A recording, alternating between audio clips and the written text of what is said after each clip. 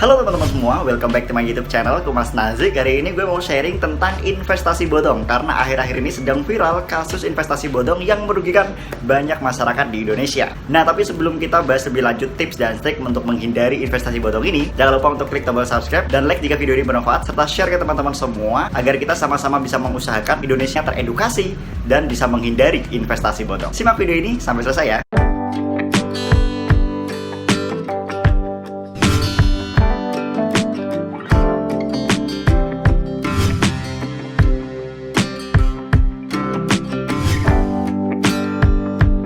Nah, sebelum kita bahas lebih lanjut tentang tips dan trik atau tanda-tanda investasi bodong, kita perlu tahu dulu nih, kenapa investasi bodong bisa sangat banyak di Indonesia dan merajalela, menyebar serta menjebak banyak masyarakat Indonesia. Latar belakangnya adalah karena sumber daya manusia dan edukasi masyarakat tentang keuangan atau finansial itu masih sangat kurang atau masih sangat minim.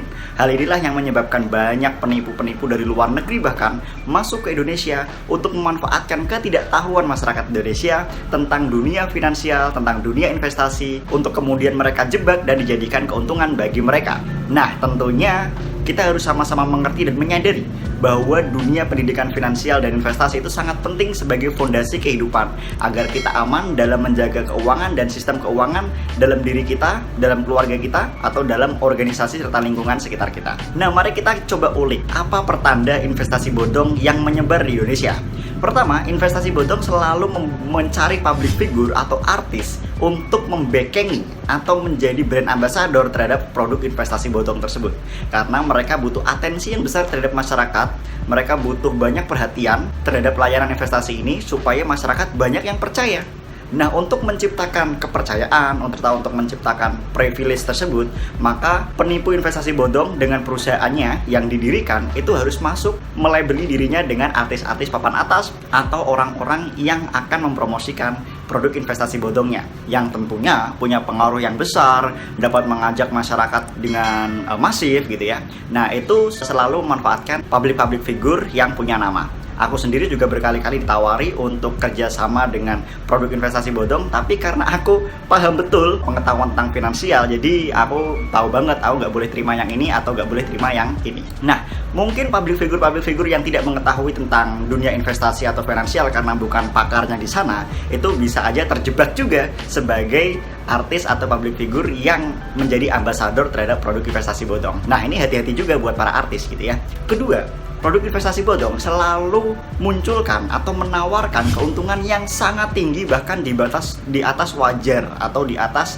akal sehat. Nah, kalau kita bicara soal investasi, return yang paling tepat adalah di angka 8 hingga maksimal 15%. Kalau mereka memberikan return yang lebih banyak atau lebih tinggi daripada itu, patut kita waspadai atau kita harus telisik terlebih dahulu. Kenapa bisa setinggi itu?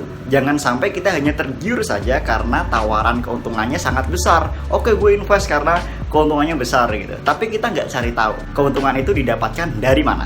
Nah, ini menjadi penting sekali. Karena keuntungan itu dapat kita telisik diperolehnya dari sebuah bisnis yang berjalan, atau saham, atau P2P lending, atau pembiayaan proyek, atau obligasi ya. Banyak instrumen investasi yang mungkin mereka masukkan untuk melipat gandakan uang kita. Kita perlu tahu uang kita dipakai untuk apa. Nah, kita perlu tahu itu. Jangan sampai kita hanya menunggu setelah kita memberikan uang yang besar, kita menunggu setiap bulan setoran tanpa kita mengetahui uang kita diapakan. Nah, itu kita patut selalu waspadai dan patut kita selalu telisik uang kita di sana. Untuk memberikan preventif kepada diri kita, kita selalu harus waspada terhadap tawaran investasi yang keuntungannya tidak masuk akal atau terlalu tinggi. Tapi Mas Kumas, kok ada orang berinvestasi kadang keuntungannya sampai ratusan persen? Oh, memang ada, tapi mereka sudah tahu kenapa itu terjadi. Ya, orang-orang yang besar seperti Pak Khurul Tanjung atau investor-investor besar itu, mereka tahu kenapa perusahaan itu bakal untung ratusan persen karena ada manajerial atau ada strategi yang memang mereka juga pahami dan diskusikan bersama, terutamanya dalam dunia saham, karena saham itu uang kita ditaruh dalam bisnis yang berjalan dan bisnis itu menghasilkan keuntungan yang besar sehingga dibagi bersama. Kemudian kalau kita berbicara investasi bodong, ada tips lagi supaya kita bisa terhindar.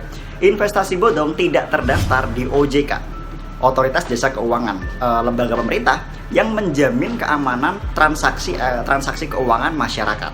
Jadi ketika uang kita investasikan ke sana, OJK berhak untuk mengawasi juga sistem kerjanya, sistem pelipat gandaan uangnya itu, atau sistem bisnis di dalamnya gitu ya. Nah, OJK harus masuk ke sana untuk mengetahui apabila investasi bodong yang ditawarkan oleh public figure atau artis tersebut tidak terdaftar di OJK, patut untuk langsung dari awal saja, nggak usah mikir panjang-panjang, langsung kita check out, kita pergi.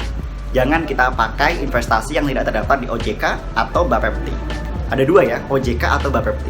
Ya, kedua-duanya ini lembaga pemerintah formal untuk menganalisis apakah investasi tersebut pure, bersistem bagus dan tidak suatu penipuan, gitu ya. Nah, beberapa tips tadi bisa kita elaborate, kita pahami bersama bahwa dunia finansial itu banyak sekali tipu menipunya. Jadi kita harus punya pengetahuan fondasi finansial yang kuat melalui literatur atau literasi penguatan pendidikan finansial. Karena tidak diajarkan di sekolah ataupun di kampus, maka kita perlu punya kesadaran diri.